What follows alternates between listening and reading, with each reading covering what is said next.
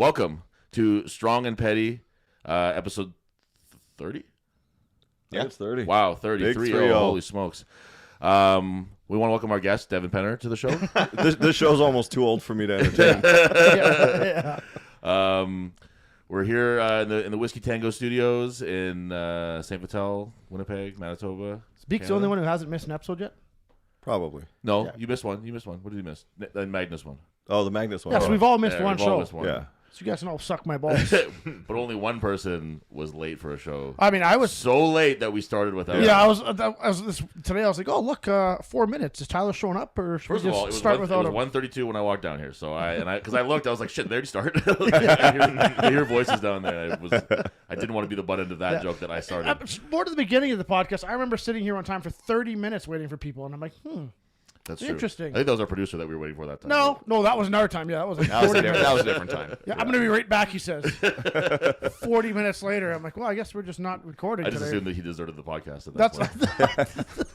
Just had enough. Yeah. Oh, Dad went to get milk. It is hard to be alive if you can't do that.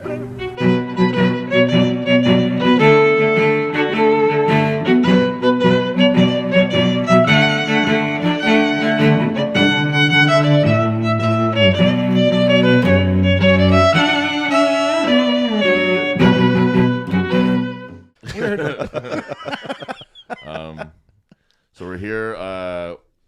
We're getting closer to the Nationals and Strongest Women in Canada. We're 3 weeks away from that now. Yeah, 2.5 weeks. 2.5 weeks, we'll call it, which is crazy. We're getting to the when we're just finding out new things all the time about the venue and about what we're doing. I don't know if you would know about this yet, but No. we're Beeks is also here, by the way. He's opted to sit outside the camera range for some reason, but he's here. So we are. It's my silent protest against Denzel's stupid desk. Oh, okay. We just found out that our deadlifting is being done outside. Oh, that's Yeah. perfectly normal. Yeah, absolutely. So we're going to be doing October 21st, which will be a real roll of the dice of Winnipeg weather. I think it's supposed to be nice, actually. I think that October in general is supposed to be a lot warmer than I it keep is. checking the 14-day. Yeah. I'm just like, It's always a predictable month. Yes. So. Yeah, it's extremely predictable. You never know. no rain. You'll see kids wearing shorts when they trick or treat, or they just won't go at all because it's fucking blizzarding. Yeah. So, Yeah. we're very unsure how it'll be, but I am serious. I think that it's supposed to be like a warmer, like in the 20s, mostly through October. Yeah. So I think that we'll be okay. People are already talking about like packing like winter clothes and stuff, which I don't think will be necessary. Deadlifting in a snowsuit. That would be. I mean, it would slide up nicely, probably. Yeah. We tried everything to get it indoors. Yeah, they were not flexible on the subject Because of their floor? Yeah, but it's So we've had maybe I won't say who it is because he's been really going to bat for us on this. He's been great. But a buddy of mine's been. Yeah. It's not Thrones. No. The guy does nothing for us. Nothing but problems. This guy. A buddy of mine who's been the connect with us between Minto and made the whole process much easier for us than it would have been without him.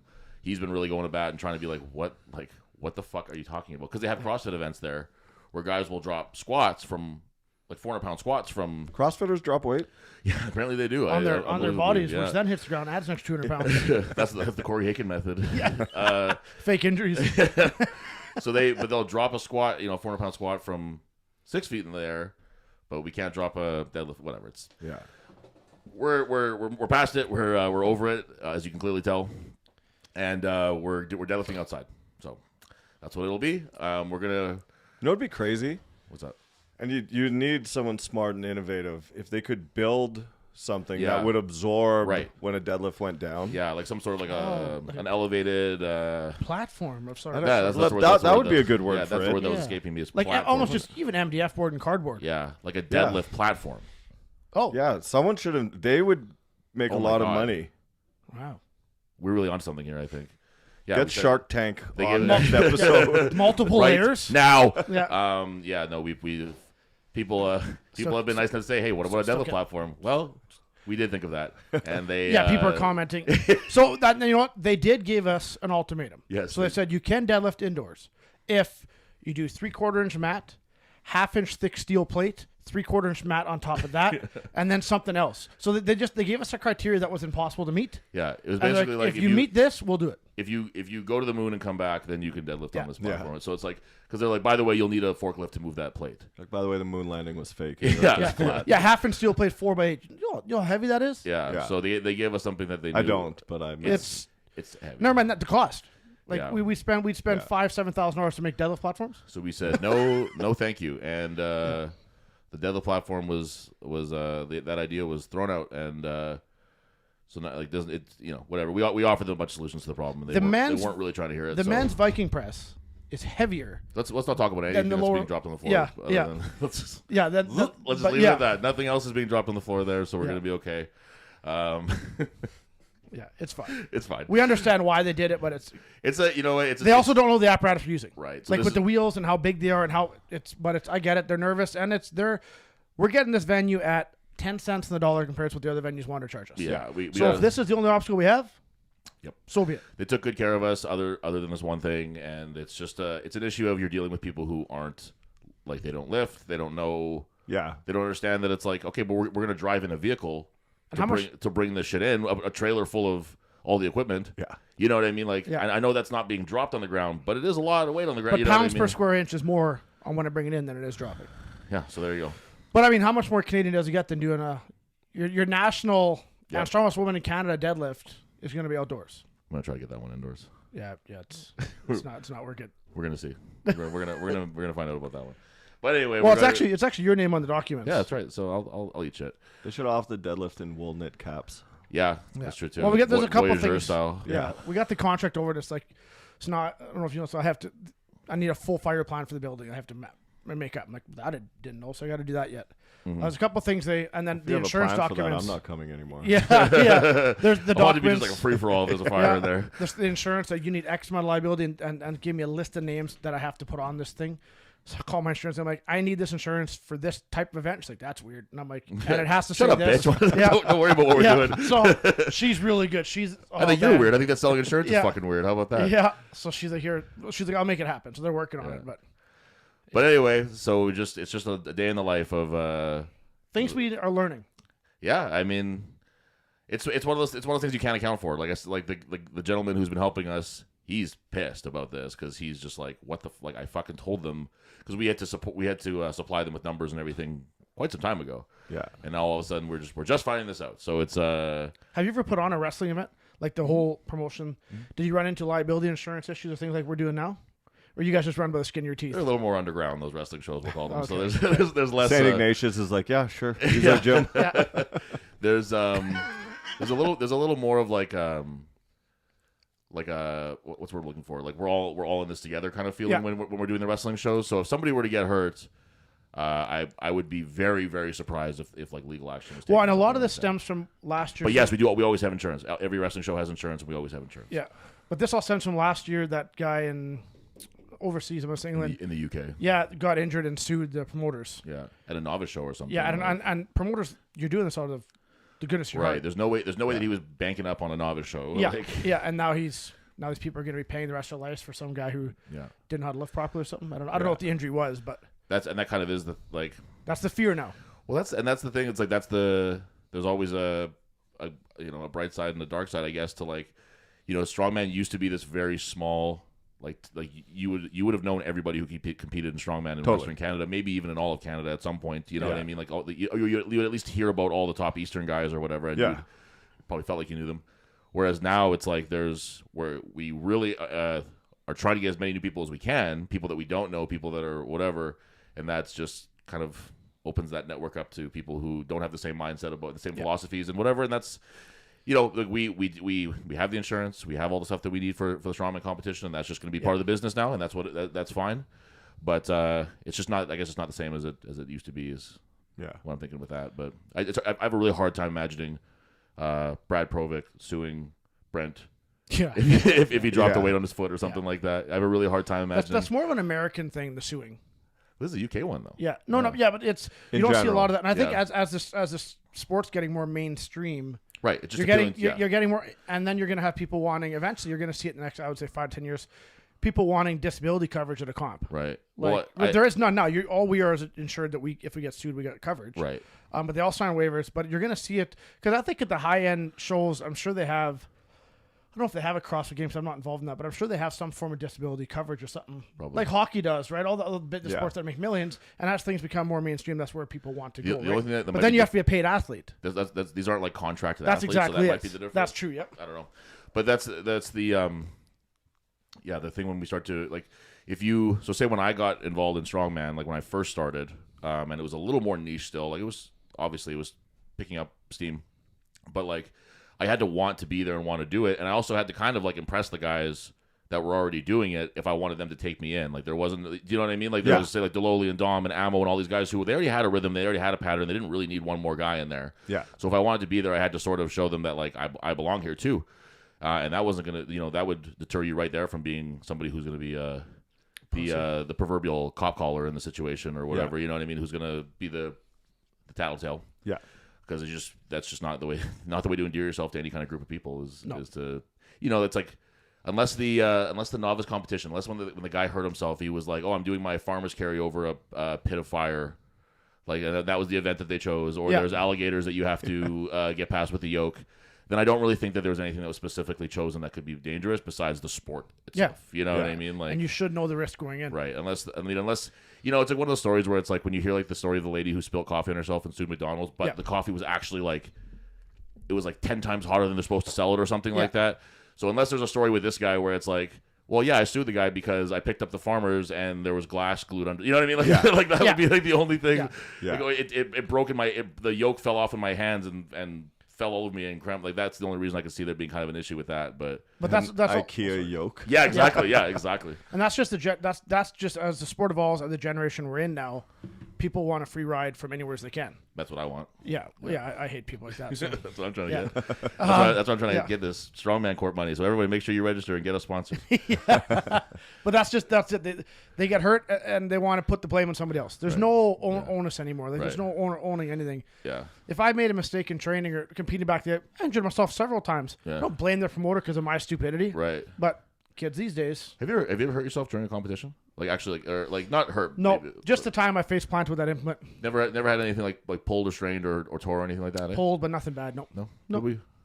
No. Training. It's all been in training. Never in a comp. Even powerlifting too. Nothing. No. No. I don't think I ever have either. No. Have you ever had to sit out an event? No, no. I've wanted to. Yeah. I might as well have. I remember. I actually. Just got one video sent to me from the other day from Nationals. Casa Nationals, the first one they held. Oh, really? And I went, yeah, she has one. I guess a memory thing she's sending me. I'm like, I don't want to watch this shit. Like, I'm not a guy who's not very proud of anything I do. So I didn't even watch it. I'm like, oh, look, I failed that event. Yeah, so I won the one event. Big deal. And I'm doing the Atlas Stones, but I remember my mental state going into the Atlas Stones, that event. I already had mentally checked out before I went to the Stones. So it was cold in the gym. Where was this? Regina. It was adrenaline, I think. Oh, okay. It was supposed to be outdoors. Poured rain. They moved it all into indoors last minute. Oh. Humidity, cold. The tacky would not adhere to your arm. It just came off in a lump on the stone. Oh, yeah. But anyways, before my stone run, people were like failing at the stones and dropping the stones. And a girl dropped the stone but didn't let go of it and bounced. It came up and just split her face open. Really? At the chin. And they were carrying her past me, just bleeding. And then Devin's like, I've dealt with this before. Don't worry. And then I think Travis Krushelnicki at the time, he had dropped a stone on his ankle. He came in the back and he was all gauzed up. Ugh. And there were so many injuries in the stones before I went up that I had mentally checked out. Like, I'm not winning. I was in 8th place. Like, a great stone run's not moving me to anywheres. Right. And I was like, no. And I went up and I did one or two. I did one or two stones. And I remember I picked up stone in my head and I confronted the video and I just looked at my arms and all my tacky was gone. Oh, really? And it was all in the stone. It just was completely gone off my arms. I look at the ref and he's like, what do you want to do? Yeah. And I'm like, no, I'm done. And I just walked away like, nice. I survived. I'm not injured. I'm done. What year was that? 2016. First Casa Nationals. What the fuck year did I do? I thought I did Casa 2016. Maybe. But that was at Metal, the one I'm thinking of. Well, it was in Saskatoon. So Adrenaline and Metal are both in Regina. Okay, no, that it was. Yeah, that it was in. It was the first Casa Nationals. Sure you were at? Yellow shirts. Yellow shirts. Yeah. That's the one that I did. So his performance was so Metal? forgettable. Okay. Yeah. That was the one that I did too. Yeah. Okay, so you'd have been But was it supposed to be outside that one? I don't remember that. Yeah. Maybe it was. I just don't remember. And I got moved indoors. I remember. Except poured rain. I might have told this on here. I forget, but I showed up like a couple pounds heavy for that one. When that was when I was still doing the 120. Yeah. No one had told me how stupid that was. So I did the 120 and I showed up like, so it's like 264, I think, right? Yeah. Whatever it is. So I showed up like 3 pounds heavy just because I had been driving in a car for 6 hours and eating and probably hadn't taken a shit or whatever. But I was panicking, whatever. And I think I called you, or either you or McDowell. And you're like, all right, this is what you're going to do. So I went and like bought the enema and bought all the shit. And, it's the enema. That was my move. Yeah. And I got the like the garbage bag sweatsuit and stuff, and went to hit the hotel bathroom. Yep, or the hotel gym, like the bike. Oh, okay. Yeah, and then I showed up and I still weighed over, and I hope this doesn't have me stripped of my third place award that day, but they let me compete anyway. They're just like, yeah, it's a fucking bathroom scale. Like we can't. Like I was like a pound over or something, but they're like, it's a bathroom scale. We're gonna plus or minus this. Luckily, I don't think Cass is around anymore. Anyways, so it doesn't really matter. No, so. So did Adrenaline? Because if that was Metal's building, that was a big building. They moved out, if I'm correct. Adrenaline. So moved in. Was that? There was. I'm thinking? There was a split. I think from.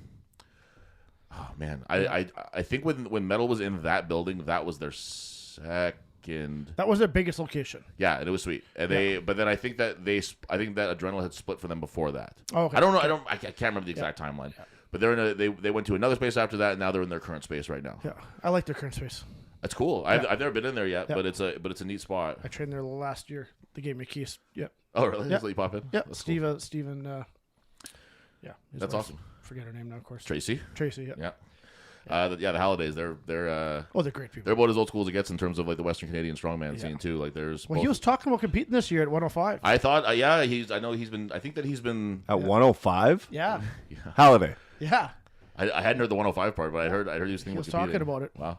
But he both of them have been doing it for a damn long time. And both of them fighting like just constantly. Like they're from that sort of older guard, like the Provic, Cummin, Hallidays, whatever, where they are held together with duct tape and determination. And that's if I'm correct, she got injured at that Casa show.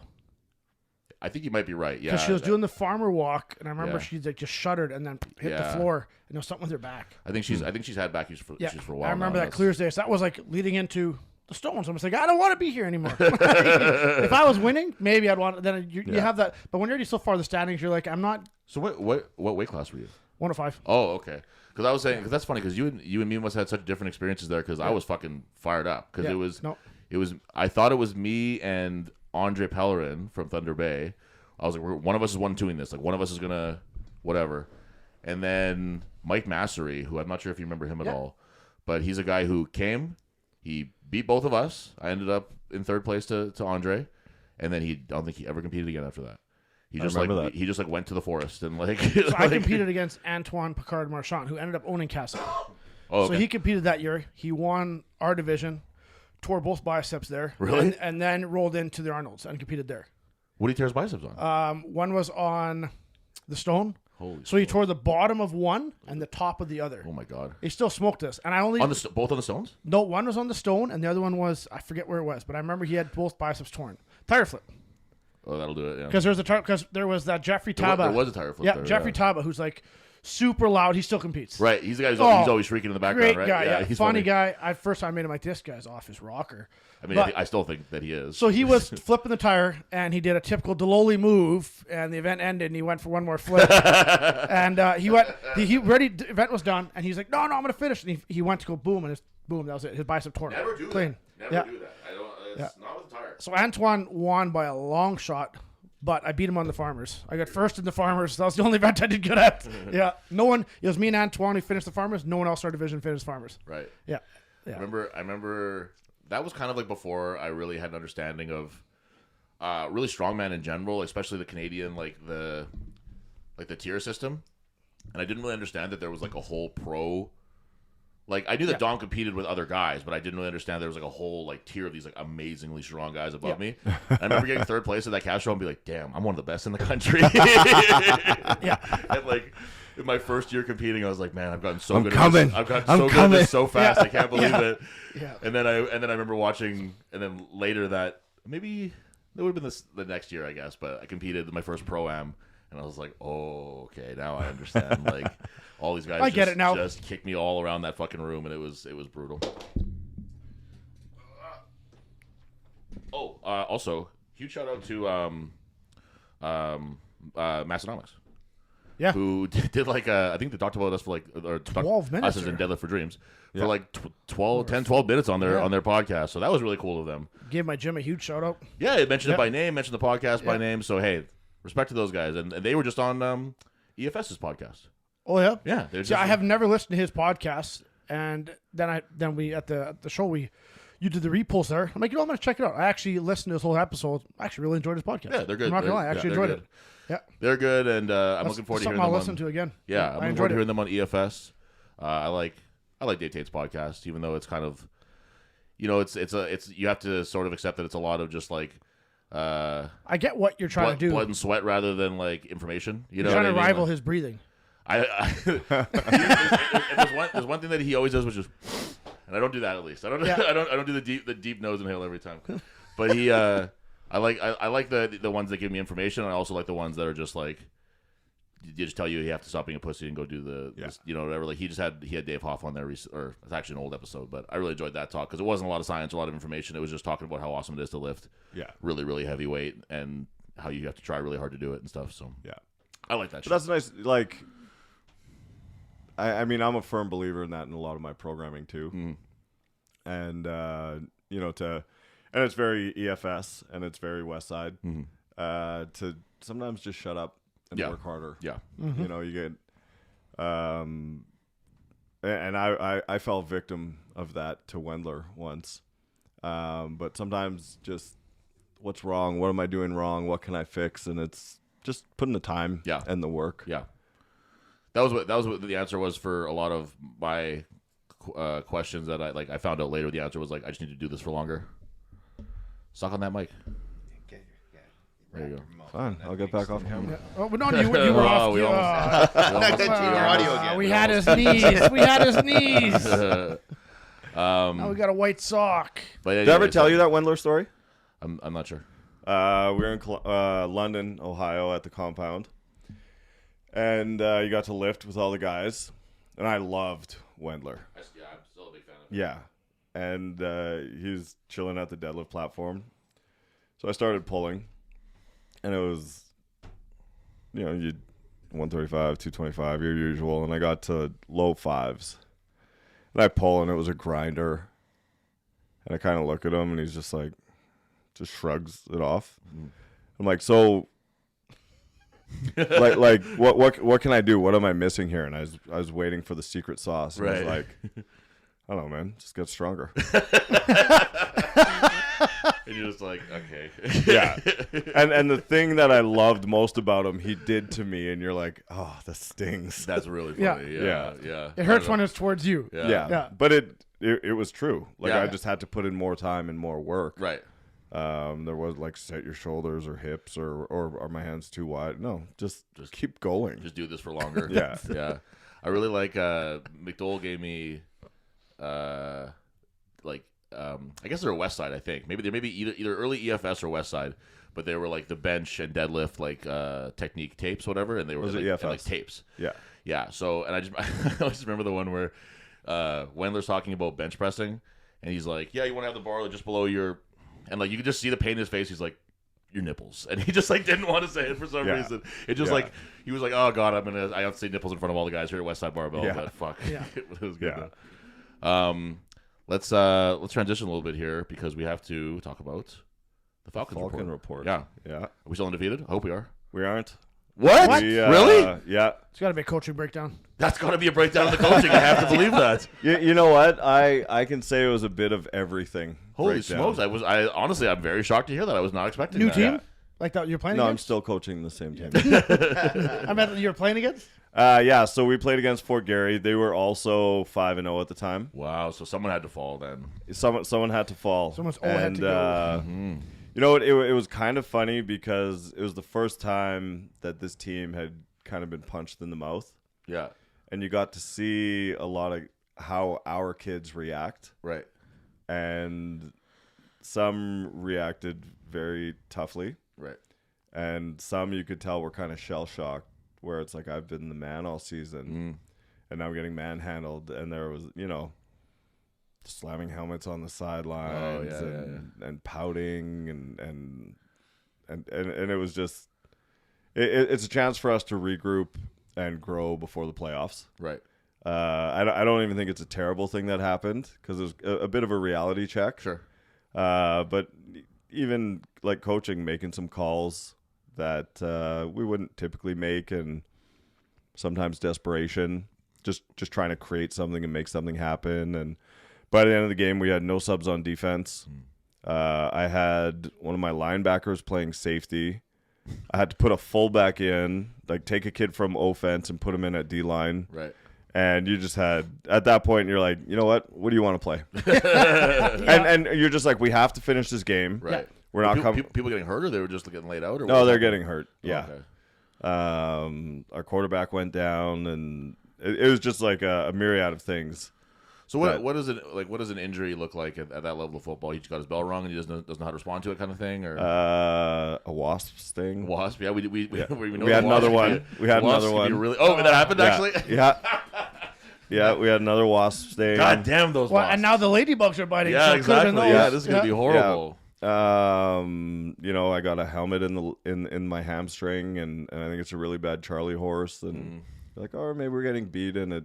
If we were winning, that hurts more than anything else. Maybe if we were winning, maybe it doesn't hurt as much. Yeah. What was the score? 55-28 or something. Was it okay? But these games are always. Yeah, they're always high. Oh, I just got a score from the Mustangs this weekend, and it was like 91-87. Really? I don't even know how they have time to score that much. No kidding. They're just constantly running just back. crazy. Every kickoff, they're just. They didn't have a football game. They just did cardio. Yeah, no kidding. So, but that's the first time the kids have really faced adversity then in terms. Yeah. So it showed who could toughen up and get through it, right? Yeah. So we'll be able to address that. We have the whole league has Thanksgiving weekend off. Was there any players that you wanted to name by name who didn't toughen up and red 100 emoji? And that's actually a hard thing to do because if it was all men, you can call guys out. For sure. You can go over film and you can spot guys and you know what? And in a situation like this, that's embarrassing for them. Of course. And yeah, you know what I mean? So yeah, there are it's a balancing act to be able to big time to teach without it being like coming down on them too hard, I'm sure. Yeah. Did any clear leaders on your team show themselves like in that situation? Definitely. You can definitely see that now? Yeah. That's cool. Even my safety late in the game, he was hurt. He was dizzy. Confirmed not a concussion. And I sat with him on the bench. I'm like, look, man, just don't hurt yourself further. Like, you don't have to go back in. And he's like, I don't know, like, I want to, but I don't feel good. I'm like, dude, like, we need you more for the last part of the season.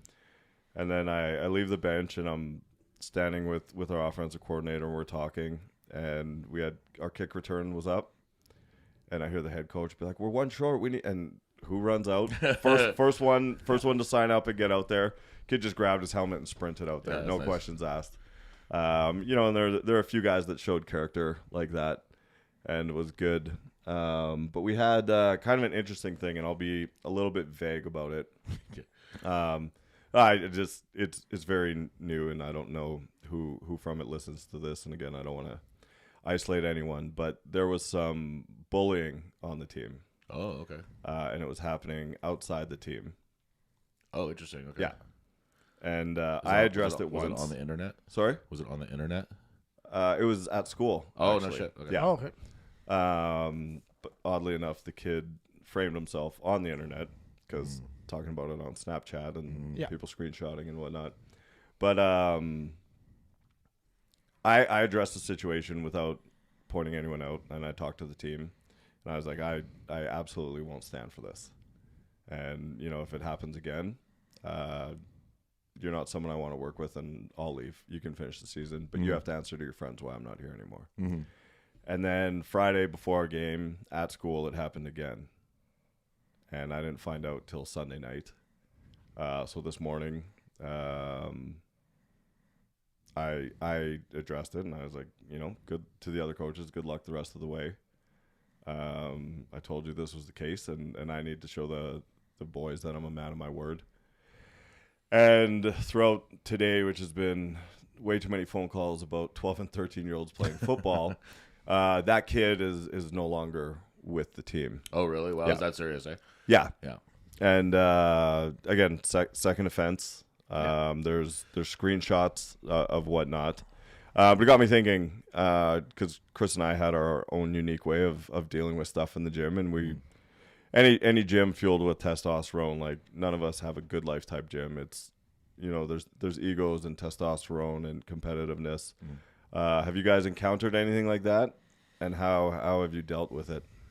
Sorry, if you want. No, go for it. Not really at my gym. You're still young. Yeah, honestly, well, the gym is young, right? Yeah. Like, so, like we're still like a lot of people who come in there. Sorry, my phone's going fucking crazy. A lot of people who come in there are still kind of like, so let's say like Dan, who's now like a comfortable member of the gym. Like, he's only been with me a year and some, you know what I mean? And he was like, not that he's like a chatterbox now or anything, but he was like not a talkative dude when he first got there and stuff. He just sort of was surveying the situation and finding out how things were and stuff. So that's what most people are doing when they come to my gym, is that they're smart enough to be like, I don't know how things operate here or whatever. Like, we have a few young guys who come now, and I'm really happy to say that they're like very friendly and polite and pay attention to what's going on and ask questions and don't try to insert themselves too much into anything, Yeah. But that being said, as time goes on, as people get more comfortable there and they be there longer, that's when those things kind of start to settle in a little bit. Like, that did happen to me at McDowell's with a good friend of McDowell's there, Indian guy, not Simi. We'll tell you later. Yeah. But, yeah. I forgot that person even existed. Right, me too. Yeah. Well, it's a very forgettable guy. So it was. That's the mark he leaves on people's lives. Yeah, exactly. The mark. Yeah. He was like. I think I know who you're talking about. Probably. Yeah. Rhymes with Mark. Yeah. Exactly what I was thinking. So, but I remember there was just a time where he left the farmers loaded, and I was like, man, I got to use these. Can you put them away? And I remember he yelled back across the gym, like loudly enough that everyone's here. I was like, yeah, I'm gonna fucking do it later. Like, don't worry about it or whatever. Yeah. And then that turned into a thing where I was like, well, now I have to do something. I have to say something, which probably isn't entirely true, but I felt like at the time I had to say something because everyone's paying attention to it now. But I try to think of like in terms of like actual like bullying, which I think is not something that I don't think I've ever experienced that at the gym like for real, where I was like, I don't know if I want to be here anymore because of this. Like, Dom was hard on guys, McDowell was hard on guys, you could be hard on guys, but by Dom I mean like he was like hard to crack, and you could think that he was giving you a really hard time when really he was just trying to fuck around a little bit. You know what I mean?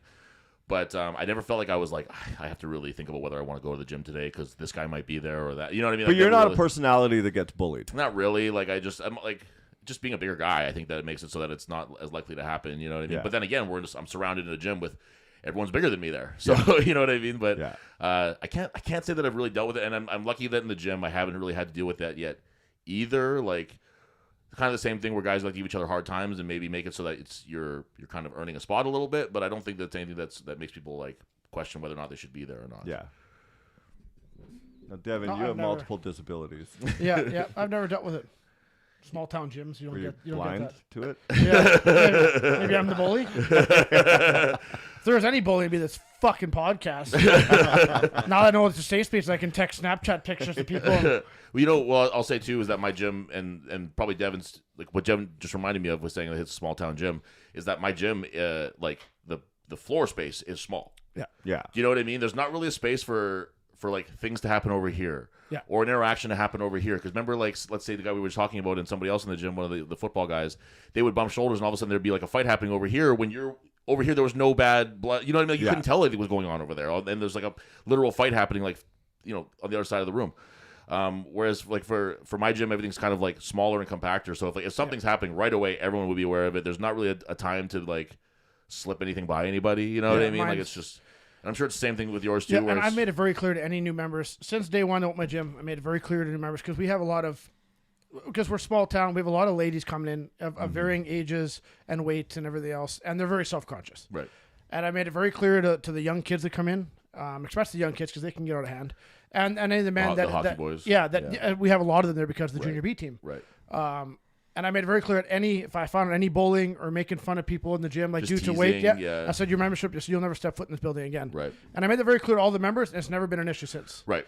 Because of the small town, you only have so much of a demographic to draw from. And word I can't screw that up over a couple kids, right? Well, where you have And your gym is kind of specialty, so you don't. But you have 800,000 people to pull from. Never mind the area around Winnipeg. But it's it's the same I thing think I've too, got though. 1,500 people to pull from. Right, like this isn't Calgary. It's not Edmonton or whatever, where there's like this like gigantic population. There, Winnipeg's a city, but it's not a huge city. Yeah. No. And the same thing is the word will travel fast. There's nothing that'll sink you or build you faster than your buddies saying good things or bad things about your gym. Especially in a gossipy city. Yeah, and that's what I mean. Very It's just it's a really easy thing to all of a sudden be like, if somebody has a really sour experience, especially something that's actually serious like that people will find it relatively quickly, and that'll become a thing that's known that you're associated with, and for some people that'll really matter and it'll affect your business. But the women thing is really important too. Like I tell that to all. Like I have a new woman starting tomorrow at 6:30 a.m. I got to be there for her, so that'll be fun. But wow, yeah. Have you ever had a 6:30 a.m. client before? I don't think so. He hasn't even had a 6:30 in the morning hard on. I'll tell you. I don't think I've had a 6:30 a.m. client, but I am. Did you try getting her to go at a different time? Nope. Wow. I said, when do you want to go? And because she's a CrossFit lady who's coming over to try Strongman. Oh, nice. So I was like, she's like, well, I normally work out before work. 6 or 6:30. I was like, 6:30, no problem. Let's do it. It's like I snuck in that extra half hour. Yeah, at least. yeah. But I'm just gonna do it. I'm just gonna fucking grit my teeth, and I can do it. I just don't like being up that early. You just have to go to bed earlier. What time do you normally go to bed? Midnight. And then you're up what time generally? 8. Should I? Yeah. Would you? Well, you're kind of similar to me, I think. I go to bed around midnight every night. I'm up at 5. Okay, I was in bed last night. Like last night, I got to bed at 11:15, and then I was up just for 5. Yeah. Laid in bed, dozed off, but got up. Okay, heck with it. I had to do 2 nights ago, and it didn't work, so I have to fucking do it again. I did one of those like sleep study things, whatever, where you have like the band attached to you and all the electrodes and shit. And yeah, they let you take them home these days. I wish they hadn't, because I fucked it up, and I have to do it all over again. The ironic part was I had the worst sleep of my fucking life. Yeah. Using this thing. They have like a nose thing, but it's not like a real one that would actually like. Oh, like so you're doing like a CPAP type sleep study? No, kind of. It felt like it sort of, but it's like electrodes all over your body that attaches to this main hub right here, and then you have one on your forehead too. It looks like a GoPro attached to your forehead, and then so there's all these things. Though it's like you can't sleep with your partner, and Jan's, so she got the good bed, and I had to use the spare bed. If you need someone to sleep with your partner, I appreciate it. So I slept in the spare bed that's too short, so my feet stick out the bottom, like through like the foot rail thing, whatever. And you're not allowed to have a fan because that'll interfere with like it picking up on your snoring sounds. So it's fucking hot in that room, and I don't fit on the bed, and I just could not sleep. I could not fall asleep, and it was like I kept tossing and turning, and eventually I checked my phone. It was like 3:30 in the morning, and I noticed that the head thing was like crooked, and I'd sweat off a bunch of the electrodes, and I just stood up. I was like, "Fuck this!" And I just like ripped it off my fucking. Like I felt like I was like exiting the Matrix or something. I was just like ripping it all off my body, threw it on the ground. Brought all my pillows to that I had in that spare bed to like my other bed. I just like threw them on there and scared the shit out of Jan. And she's like, "What's going on?" I was like, "It didn't fucking work." And I just like laid down and like angrily went to sleep with my eyes clenched really tight. And now I have to do it all over again. So I think it's so dumb that they let people do that at home now. yeah. I mean, it's just like me and Jan were setting it up, and I was like, "What if we were like an elderly couple that didn't have like the hand dexterity?" You know what I mean? I guess they'd probably make accommodations for that, but it's just like this is not something that just anybody can do. You did yours like, at home? All right, that's No, I didn't mind there. at the hostel. Yeah. Yeah, I've done 2 of them. Yeah, I've done 2 of them at the hostel. Yeah. Or three technically, I guess. I would have loved to have done it that way, honestly. Just set me up and I'll go to sleep, and then. But that's whatever. nicer because I guarantee you when you did yours was probably 10 plus years ago. It'd be like 10 years, yeah. So when I did mine, they electrodes everywhere, in your beard, over your head. Everywhere. Mine And too, you get though. This one this too. box that hangs around your neck. They just had it hanging around your neck Oh. and on your chest, or I did. Then Yeah. they strap it, and then you sleep, and there's wires just hanging on your face. Mm-hmm. That would have been the same for you. Yeah, they put everything on and they're like, close your eyes, open them. And there's like someone in another room. It's just coming through a mic. Mm-hmm. Look left, look right. And they're testing everything, which I appreciated. Like they're being very thorough here. Yeah. You go home, God knows what you're going to do with Well, that. that's the thing. I was like, the first thing that I did was I just like, I flipped over. And I could feel both of them rip off my leg, and I was like, "So is that the end of the test now? Like, I don't even know. You know what I mean? Yeah. Like, is it even worth doing anymore? Like, they both fell off. It wouldn't stick back on again. So now I got to go there today and get new electrodes, and like right after this, and get that all set up again for tonight. So You guys should download this app that I have called Snore Lab. Okay. And it records your snoring over the night. Nope. Or whenever you're sleeping. No, I know you won't. I'll try it. but it gives you like a snore score, Is it on and it would be Android? funny Snore for us score? to compare. Yeah, That would be a good idea. Is it on Android? yeah, Snore Lab? yeah. I'll try that. So I had a procedure on my throat, actually, Oh, tell me more. like getting lasered, getting the collagen lasered. Okay. And I guess there's like scores. Yeah. There's scores, and mine was like the worst. Really? So like high and tight, basically, and Right. make all the jokes you want. But so Would they never. they Would never. laser the collagen Interesting. and open it up, Oh. and then it hardens and doesn't close as much. And when I started my like Snore Lab scores, the higher is worse. I was like 130 in that kind of range, and now it's like 8. And did you Wow. figure that out just because of that app? Yeah, That's Oh, pretty really? cool. Oh, Yeah. shit. Wow. yeah. And then you can play back, and it's always fun. Yeah, to me, I can't breathe through my nose much at all. So I have to breathe through my mouth at all. Even boxing, coach like breathe through your nose. I can't get enough air in to breathe. So I always breathe through my mouth. So even when I was boxing, my mouth was always open. It's confirmed. Yeah, Devin is an I'm a operator. mouth breather. There's no doubt about it. But I did 3 of the studies. I did 1. I didn't have sleep apnea. I was 220 pounds. Yeah. And then, but I still always fall asleep everywhere. So they went again, and they did me the narcolepsy test. Yeah. But they wanted me to run the sleep study again, so I had to be in there from 8 in the morning or 8 at night till boring. 4 o'clock. Yeah, till 4 o'clock the next day. So I did the 8-hour sleep study, Yeah. and then I had sleep apnea, but I'd put on 20 pounds, Yeah. and then they wanted to stop the study. That's the problem. How are you sleeping now that you lost weight? Better, Yeah? I think. Yeah, thanks. Just generally, you feel a little better? Yeah. I was down 15 pounds, and I put a couple back on, so now I gotta go back in the shit. But then I did the narcolepsy test, which is during the day. They just come in your room every hour and a half. Come in the room, same thing. You're on speaker. They come in, okay, turn the light off, go to bed, and you have 20 minutes, and they come back and flick the light on, and every hour and a half throughout the whole day. And I fell asleep within 3.5 minutes in every nap. Really? Yeah. I was out. Yep. I used to be able No to matter do what. that. Yeah. I mean, I think that I could too, honestly. Yeah, and I was in my REM sleep. In the 20 minutes, I was in my REM sleep already. They're Really? like, okay, you got narcolepsy, but it's not severe enough to label me narcoleptic. Because if Yeah. they label me narcoleptic, they pull my drivers. Oh. It's like we'll medicate you as a narcoleptic, but you'll just be called you have hypersomnia. Medicate you. Like, we'll give you meth. Yeah. Modafinil. Yeah, they gave me modafinil and some other ones. And Keep yeah, you awake. yeah. I had a buddy through wrestling who there's a few guys that I can think of off the top of my head that are like all time snoring, like the worst snoring people I've Yeah. ever. And then I'm traveling with him in a hotel, so eventually I learned to bring earplugs with me. But there's one dude where if he's not the perfect candidate for a CPAP machine, it would change his life, but he just won't. Yeah. He just won't do it. But he's like 360 pounds.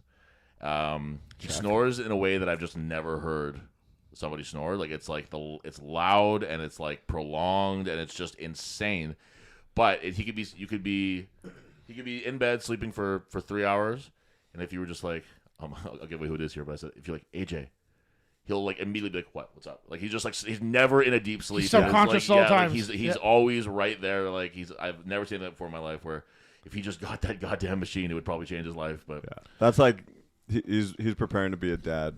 yeah, Where you change the channel. I was watching that. he does do. He falls asleep with the TV on too. Which Do you drives have me a crazy. CPAP? Oh yeah, Do you still use it even though you've lost a ton of weight now? religiously. Yeah. Yeah.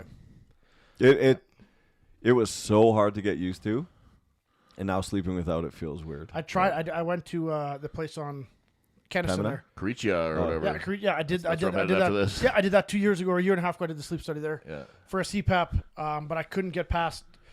I think 3 hours as long as I lasted because I can't breathe through my nose. I have to do the mouth one, and I freak out because I'm claustrophobic. So I would wake up and throw the machine. Yeah, I And, couldn't do the full face one. Yeah, they told me I got to see a specialist get some shit You just do the nose thing? done. Just little nose pillows. Oh, see, I have a DVS after that wouldn't work for me. I got a What's that from? Yeah, what happened? fucking fighting, scrapping in the streets. Skiing accident? No. No, in all honesty, I got smashed with a street hockey ball in the nose when I was a young kid and Oof. fucked it up. Yeah. Those orange ones?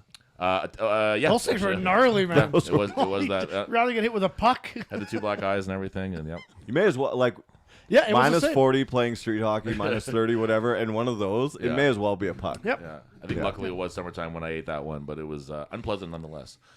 Holy shit. You guys big street hockey guys? As a Yeah, kid- man. Sorry. No, go for it. Yep. No, I insist that you tell your story about street hockey. Yeah. Sorry. Okay. Your turn. Yes, I was. I liked it. our whole neighborhood was fucking obsessed with it. And there was one kid who lived on the other side of the bay who was, his family was, my parents would never tell us, but there were definitely kids that they didn't want us hanging out with, and the parents were a little sketchy and stuff too. Yeah. But I remember the one kid he was big, he was older than all of us, but about the same brain power of all of us too. Yeah. And he would come flying on his bike, and he would just be yelling, "Fucking playoff hockey!" And then we would start playing street hockey, and he would just rail some fucking dude, and he'd be like, "It's playoff hockey," and then he would just keep going. And that was like his thing. He would like, we would get really fucked up by this guy sometimes. He'd be like, "Oh, it's playoff hockey, kids. You gotta play hard." Yeah. And I was just like, okay. And then, but yeah, we used to religiously, like, that was like a big thing on our street. Move the nets out of the way for the. Absolutely. Yeah. We used to, and the fucking kids on the other side of the street now don't do that. It's so they weird. want the cars to go around the fucking nets, and I'll plow through those motherfuckers next time if they do that. I'll tell you that right now. I'm getting older, man. I don't care anymore, dude. Like, it's rude though. I don't sympathize with those kids at all. Yeah. Plow their nets and their moms. Yeah, plow them. Plow right through them. When we would play street hockey, there was as much fighting as hockey. Absolutely. Yeah. And as soon as the nets would come out, there were like 4 houses over. They would bring theirs. I would bring mine. Kids would start coming out. And as soon as the kids would start coming out, you'd see all the neighbors go and get their cars and move it into their driveway. It was just like bodies getting slammed into cars and balls getting bounced off of them and whatnot. But it was a blast. But the parents were happy to do that back then. Move the cars, let the kids just get out there. Yeah. Like, we grew up, Gruntle, same thing. So we played street hockey, always either the drop zone or behind the credit union. And there'd be scraps all the time. Yeah. Shit getting thrown, bottles getting smashed. Like, people are getting so mad. Yeah. But we had a blast. And then vehicles roll up, quickly move the nets. Yeah. And then, a 20-second intermission at best. Yeah. And as fast as you get that net back, but you grab the puck and head the other way. Yeah. Like, it's screw the next team, right? And it was, thinking back, like, it was a blast. I wish kids did that these days. Yeah. I mean, I'm sure there still is some. But you don't see it. Still, I remember for a period of time, ODR was a big thing. Yeah. Which is always funny because I think that seems to replace street hockey. Like, I don't see a lot of street hockey, but the kids, like, those rinks are always full, fucking packed. Which that's not a bad thing. No, that isn't. Yeah. No, it's a good thing actually. But I don't know, like, it's. I guess because it's like the neighborhoods that I hang out like my parents' neighborhood now. It used to be all young families around there. And now it's all old families, right? I guess, I'm not going to see kids playing hockey around there or whatever, right? But if you went to, I'm sure, like a newer neighborhood or a place where it's like cheaper homes that like younger families can move into, whatever, it's probably fucking but that's street hockey mania. But that's the problem now is housing has become so unaffordable for any young family. They just rent. Yeah, that's a funny little like dream that I had there. That there'd be a neighborhood of like young families owning homes like that. Just when you said that, now what a ridiculous thing to say. It's impossible, right? Like nowadays with inflation and everything else. Hey, what's up? Hey. In there now. So we have about, I don't know, maybe 10 minutes left here. I got a story. We're at a cabin this weekend. A buddy I haven't seen in years. It's a big dude. Strong as shit. Just a guy who's never lifted, but just Kyle's sitting in his golf cart, my brother. And Tim just walks up like, I wonder how heavy this is. And just lifts up the front of the cart with Kyle in it and puts it back down. He's like, that's pretty heavy. And this guy's like nearing 500 pounds. He's a monster of a guy. He's been like that. Who's the guy? His name is Tim. He owns a moving company. And Kyle was sitting in his golf cart. He just comes and grabs the front end and lifts it right off the ground. Like, it just picks up, puts it back down. Yeah, it's pretty heavy. Like, he was a guy when he has a moving company, and he doesn't move anymore himself. He's got workers because I think his size, his ankle and stuff hurt. But he used to just grab a fridge, and he would just carry a fridge up the stairs. He was just retardedly strong. Have you seen that video that's been going around of the guy who's like, he's the old guy who picks canceled. The old guy who picks up the fridge and he's like, "Where do you want it, honey?" And she's like, "In the back of the truck." And she tells him he did something wrong. He's like, "Oh my god!" Like, you told me that. And like, he's like, did this whole thing where he picked up the fridge and moved it. And she's like, "Oh, I wish it would have been like flipped the other direction." He was like, "Well, you should have told me that before." And like walked away. Whatever. So the best was is I haven't seen this guy in years, and we're having a bunch of drinks, and Kyle's like, Devin, tell Tim some racist jokes. He loves racist jokes. And Tim just looks at me and is like, "Oh yeah, because I'm a giant racist, Kyle." Like, and Kyle's like, "My bad." He loves racist. Yeah. Tim's like, "Yeah, because I'm a racist." Frick, it was funny. Just like Kyle said, he's all, we're all hanging. We haven't seen each other in years, right? Devin's been waiting for his moment to shine. Devin's like, really? Finally. You want to hear all my racist 35 jokes? minutes I riddled off all the white jokes I knew. Yeah. Pick a race. Yeah. The sun's coming up. They're sleeping. Devin's still going. all the trailer court jokes, I swear. Yeah. Okay, so just because we talked about this a fucking 5 episodes ago and never ended up doing anything about it, though, what I want to talk a little bit about was the first ever World's Strongest Man. Oh, yeah. Did you watch it? I didn't watch the whole thing, but I You watched. fucker! It's been 3 goddamn weeks. I knew Yeah. you wouldn't have watched it. I did watch some of it. Okay, did you watch When it? I watched it, Even I Beast- never I click watched links. You watch it too, Beezy? I watch it, yeah. Okay. So what I Clearly, you guys have more time on your hands. well, I guess that must be it. Yeah. What I wanted to do, and I wish that I pulled this up before I started talking. We're not taking 20-minute naps every hour. Where's Devin last week? He couldn't make it. Clearly working. Like, Yeah. Well, where would you be on a Monday afternoon? yeah, Probably I think sleeping. I finished my day that day at 9:30. I finally rolled in the house. And I was like, yep, all right. Yeah. Just playing. That's how he scratches his nuts. You're Okay. too The aggressive. pinch and roll.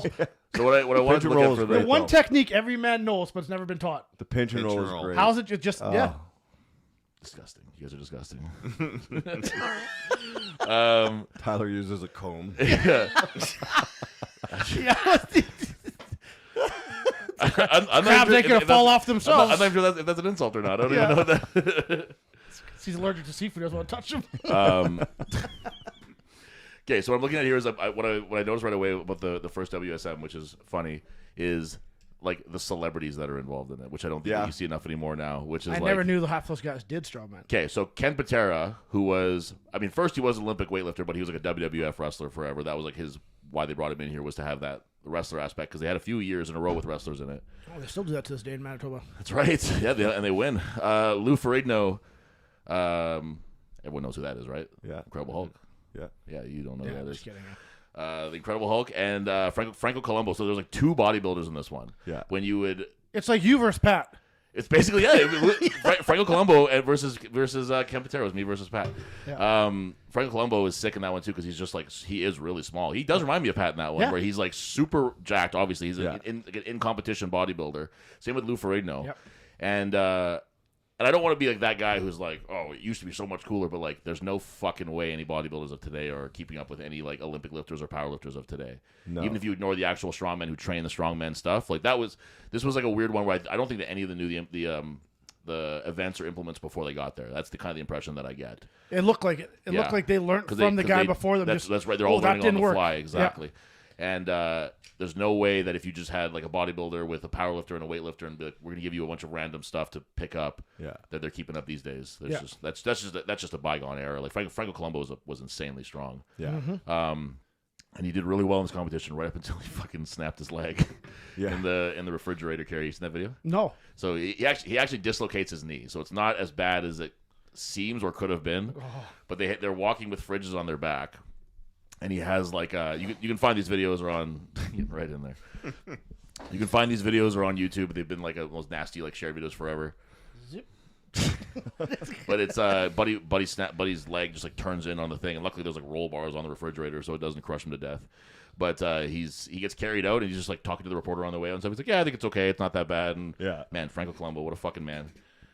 So you watched the barrel one? Yes, the overhead pressing. Okay, so the winner, That was something crazy. yeah, the winner of that one I think was like 200 or 200 pounds I think. I think it's just over 200. But they're doing it with both hands on the bottom Yeah. of the keg. And they're they- not and they doing kept that it mid-strip. stable. Yeah, and they have to hold it like They had that. the wrist strength to keep that thing stable. I couldn't believe it. And then the one dude, which I love, is I think it was Bob Young, he or Bob Cole, he viper presses it, and the guy walks up to him, he's like, listen, he's like, I agree that was harder, but we said you have to stop at your chest, so you got to stop at your chest. So he didn't get the points for the viper press of the keg, whatever. Yeah. And like you're not allowed to use your legs. Yeah. And it's just watching these guys who are like have never thought about picking that up before. Like Well, they're all that. sitting on chairs on the beach with no tent. Yeah. Nowadays, we can get an athlete tent for the athletes. Oh, it's a mutiny, man. Yeah. What do you mean I got to be in the sun? I think These guys are on the beach, like just sweating their balls off. A couple that really stood out for me. These ones are they always suffer from like the growing pains of like the wheelbarrow one. Like it was so light and so easy that guys were like losing control of it. That was what would cause them to lose. They would crash. So those ones kind of suck. But then they have really interesting ones like the bar bend, which is like you have a piece of rebar that you're bending over your neck or over the top of your head. What is going on over there He's making my life more difficult. with the sound stuff? Yeah. You can't figure why their audio is always screwed. 55 minutes. I don't know why the audio's so far off. Is that working now? Yeah, Yeah. that's exactly it. He's got it. Shut up. Okay, so what I wanted to ask you though is Make sure we get it all. with the One Dave, two mics. Yeah. Title of the episode. One Dave, two. okay, so with the events they had here, the weird ass fucking ones they had here. So the barrel lift. Yell at us soon if we don't stop. I'm just trying to have an entertaining show. You guys are trying to jerk off in the corner over there. You ever so. feel like That's you're, not I'm entertaining. trying to talk about Strongman. You ever You feel guys, like you're a I guess we teacher? have a different Yeah. form of you entertainment. ever feel like you're a teacher in kindergarten? okay, there's like the keg lift, the bar bend, the wrist roll, which is that really fucking. The small- wrist roll was hilarious. That would kill I me. love that That one. would kill me. That one. And I like that they have a big apparatus for it and stuff with like the smallest little They're like fucking 15 feet in the air. That one was really awesome. The wheelbarrow carry, which kind of sucked. The tire toss, which I kind of liked actually, like I the did. the throwing Yeah. whatever, and just keeping it like rudimentary with the tire, and a max deadlift and a max squat, which I think were both like deadlift and squat implements though, and the fridge carry, the Yeah, the max squat was with the women in cages. that's right, Yeah. yes, and then a tug of war, What so were you saying, Devin? That's where they belong? something like that. I heard him say something like that I earlier. didn't know cages had a kitchen in them. Okay, keg lift. Which three of us taking that one? The keg lift? Yep, I think Devin does. Sorry, what did you ask? The keg lift, and you have to do it with the same rules that they do it there. No. But what was the Who full would win? question? Which the three Who of would us win? taking it. Yeah. Well, I'm not winning anything. Well, it's gonna be a bad game. Maybe for the you. You tires, might, bro. dude. I've seen your That one you might. I get. can maybe do Yeah, the that wrist was- extension. yeah. But I think no leg Yeah. drive Yeah, I could and probably. just strict pressing a barrel of it. I think you got that Yeah. one. The bar bend Would have had back in the day. probably also Devin just because it's a pure retard strength. The Yeah. bar bend? Yeah. Yeah. like it's like that's the I like. Willing to die over it? You know what I'm talking about? That one where they do Yeah. like Frank. I think Franco Colombo was doing it in his mouth, like he had like this Yeah. wrapped around his teeth. I'll That try one. around my neck, honestly. That's what they were doing. There's Yeah. guys who do it on top of their heads, or the guys who I think the guys who did really well did it behind their necks, That's what I would go which is to. I mean still scary, but way less scary. Yeah. Yeah. But in your mouth. Like, Yeah. just Yeah. no one give a shit about their teeth back then. No, I think I give both those to you. I think so far. Yeah. I'm 2-0. Wrist roll. Beakley. Yeah. I don't have much of a grip strength for that one, but that's just like that would like you watch those guys and like first of all that was one that was just cutting up guys' hands too. Like they put gloves on I think the second round or something like that, but they were just like they were sliced up. There was one guy who chose not to wear gloves. He won, but he got his hands sliced up. Wheelbarrow carry. It's tough on that one because it wasn't super heavy. Yeah, sensible speed. Yeah, so Yeah. it's like any honestly that would feels like it go any direction with the three Yeah. of us too because it wasn't super heavy. It wasn't really a grip event in the truest sense because it wasn't so heavy. Have you done a lot of wheelbarrowing in your life? Like work wise or anything? What's that? Work wise or anything? Oh, Devin, I've never worked a day in my life. Yeah. When I started, I was 14 years old doing concrete. We had to wheelbarrow that shit because they're under the concrete. I was like, I'm not paying for a pump. Right. So we have to wheelbarrow the concrete. We built my dad's barn. It's a couple 100 feet long. No, you're wheelbarrowing this shit from the truck Really? over. Yeah. Holy smokes! All No, right, man. I, 14 years old with a wheelbarrow concrete. Fuck Yeah. no. Besides like small jobs, like we're moving this topsoil from here to there, kind of stuff, whatever. Yeah. But nothing that's. And I'm sure I just stopped at some point. Like, if I didn't want to do it anymore. Okay, the tire toss. I think that I could take that one. Yeah, that I would think be- that I could do that one just because I got the leverages for it at the very least. Throwing sandbags these last couple weeks with the guys getting ready for nationals, I realized Are you good at it? no. We don't have the mobility for it. My best sandbag's 40 pounds. Right. You don't I have have you don't not have got the more. mobility for it though. It is, dude. I throw up and it lands in front of me. I'm like, I need to go back. Why can't I throw backwards? But I Can't watched. get his I arms watched high you. enough. I can't get over my head with my arms. I watched you doing it with Muriel, and it seemed to help her right away. Yeah, I know the technique and I can drill it through, but I can't get it for myself. Right. And maybe I need to video myself so I can actually see the flaws. I think that it would be that you probably have a hard time getting into like that really stretched out Yeah, position. I can't. Or like your Yeah. T-spine probably doesn't extend very Yeah. well. We're working on it, but yeah. Working on it. Tram pull. Ooh, that's a good one actually. Tranny pull? Yeah, the tranny pull. Yeah, exactly. Devin. The tram pull, which is just a harness pull. Truck pull, like a truck pull. I love that. It'd be. It'd be between me and you. I'm pretty good at that. That one. is a good event for me. Yeah. Is a harness pull. No. Yeah. Me? No. I don't know. Have you done it before? No, Like a truck I've pull? done arm over arm. I've never done Oh, okay. a harness. I'm Well, way better. so when you guys come, Whiskey Tango, we're gonna do a harness pull at my gym. That'd be I'm fun. not participating. But they are. I'm up for it. Yeah, but I like- you'll I do, like, we'll do the uh, harness pull. Me and you'll do it. I like a harness pull much more than an arm over Yep, arm so do I. personally. I just got new rock climbing shoes on Temu, so I finally have something to use them Oh for. hell yeah! You got for what? What's team? Temu? Yeah. Is It's like the new Alibaba Express. Oh, okay. Oh, Cool. shit. Um. I'll have to check it out. Well, Is it? Yeah. Damn it. I don't mean to sound too get ahead of myself on this one, but I might take the max deadlift. Yeah. Well, I clearly. I have a chance to come in second there. Oh, you sure do? Absolutely. Yeah. Well, I was gonna say, well, how about a max squat? You think you're squatting me right now? I'm last. I might be able to out squat you. Probably. Yeah. I'm not You very two good are squatting. both. You're a good squatter. You're a great squatter. Thank you. And you're a better That's squatter kind. than I am. Thank you for that Yeah, too. I'm not a good squatter. If I could take 2 events, I'd be really happy. I'd be curious. What are you hitting around for max squat right now? Not that this is like a traditional max squat or anything, but A few months ago, I hit 595 for a few singles, I've never hit that. and now I'm doing off the pins at like half depth, 765 wow. I think with wraps, I think I've hit like 620 or something. wrist wraps. Yeah, with wrist wraps. Like this bar's Almost going like- down. I completely. You know what's funny? I used to wear wrist wraps when I squatted just because I saw guys doing it, and I didn't realize how bad of an idea that could really be. like the worst idea. Yeah. This would be an interesting one. The fridge carry. You see these arms? That's nothing. It's like a backpack that you're wearing. Oh, Yeah. I've done that. Yeah. Yeah. I'm sure I had to yeah. carry the appliance up to the apartment in my gym. Like there's. Oh yeah, okay. And I had no one there, so I just took moving straps, strapped the fridge to myself, and walked up the stairs. Well, then I got to give the edge to Devin on Yeah. that one since he has I've the done that experience. I think I guess. could do okay with that. I think I would do pretty good with that one. Yeah. Too. A lot of those ones are just they're stupid, like stuff you would do on the farm. You need to move something, you're moving it. It's also it wasn't super heavy, so it became a little bit of a foot race, but it's heavy enough that I think that me having long legs on that one would help too. I get a bigger stride and everything, but. I do my little Fred Flintstone. Our shins are hitting the fridge. Okay, here's a good one though. The finale was the tug of war. Oh, you're winning that. I hope so because Do the body weights. I have a tug of war in Cuba, so we'll see how that one goes.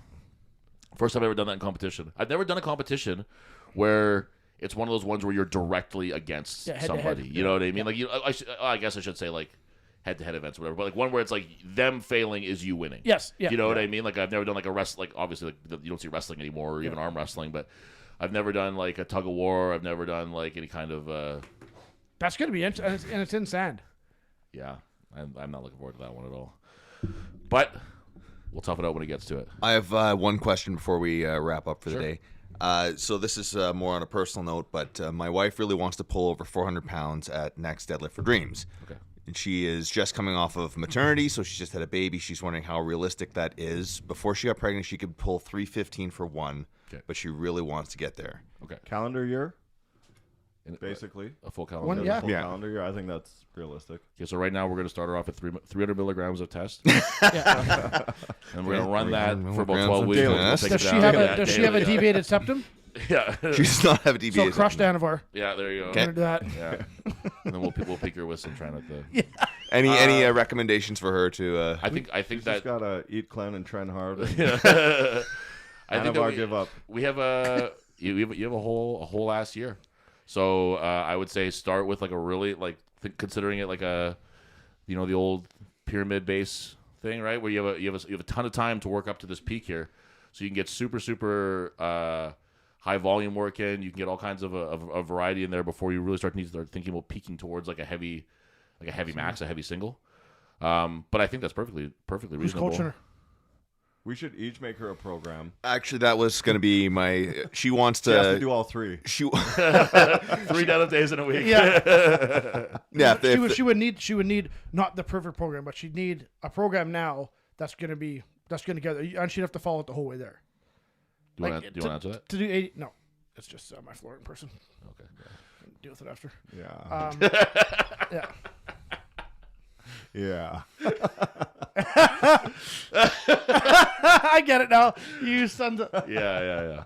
Anyway, okay, so Oh, look at the time. yeah, no, but I think it's perfectly realistic to expect that she could be able to do that, not knowing anything about her history of training, just for that raw number and the time that's available. Yeah, that's lots of time, and if she dedicates herself to it, I don't see any reason why she couldn't do that. Right on. Yep. I think it's doable. Thanks for calling. Always good to hear from fans. And goodbye. On that note, Tyler, get us out of here. All right, episode 30 in the books. October 20th. Is that your other flooring person? Dylan's the most popular man in the world right now. we got October 20th. We have Strongest Woman in Canada. Talk to me, Devin, Strongman Corp Canada, Strong Manitoba, Strong and Petty to get tickets for that. October 21st, we have Amateur Nationals, which is also going to be a really big event. And on the 22nd, we have the Record Breakers event, which is going to be really fun. That's going to be a really fast day. So if you're kind of like wary about the idea of maybe some of the Friday and Sunday will be very watchable, like fan-friendly shows that are going to move quickly and they're going to whatever. But if you're a fan of, say, Strongman and seeing the real good competitors too, I'd recommend checking out Saturday, but it will be a little bit of a longer day. But Friday and Sunday will be awesome, so I recommend checking those out. If you're, we do have a food truck now confirmed. Oh, please. Yeah, Blue Haze Barbecue's confirmed. Blue Haze Barbecue will be there, slinging barbecue. Slinging pulled pork sandwiches. There you go. Sandwiches, yeah. That sounds great. Yeah. I'll definitely be partaking in one or a few of those. A bunch of the food trucks wanted us to pay them to show up. Yeah. Oh, yeah. Fuck anyone who owns a food truck in Winnipeg. That's what we'll say that right now. Because if you guys are some greedy-ass motherfuckers, I'll tell you that. What a joke. $1,500 will show up. I called Blue Haze up. You and them, hey, this is the event. And they've done a lot of stuff in the past that I know about. And I'm like, do you guys want to show up? They're like, are we the only ones? I'm like, I'll make sure you're the only one because everyone else has told us they want money. Yeah. No, we'll gladly do it. Yeah. And they're giving us a discount for all the volunteer meals. Yeah. We will. No charge. We'll be there. The next time that I go to Walmart, I'm gonna say, hey, make sure you motherfuckers pay me to come in here and give you money. You fuckers. I was so blown away by that. Something they could even ask for. Like they could. That be like, didn't make sense to me. We'll pay you to give you money to earn money. Like because your mini donuts are there, more people are going to come. Yeah, to exactly. Your show. Yeah, like, no, you don't bring a benefit. I don't think they understand the type of people at these shows either. These a lot of dudes 300+ pounds that eat, are gonna eat 5 meals a day. These guys are gonna eat. The same guy's buying 3 meals. If you get that freshly squeezed lemonade truck there, yeah, I love that. That would be a draw. Yeah. I should see if I can. I love that. Yeah. Holy smokes! Who do we have here now? Nick. One of your many lovers. All right, we got so that whole weekend of shit coming up. Anything else in particular you guys wanted to hit for dates coming up or anything? No, I got nothing.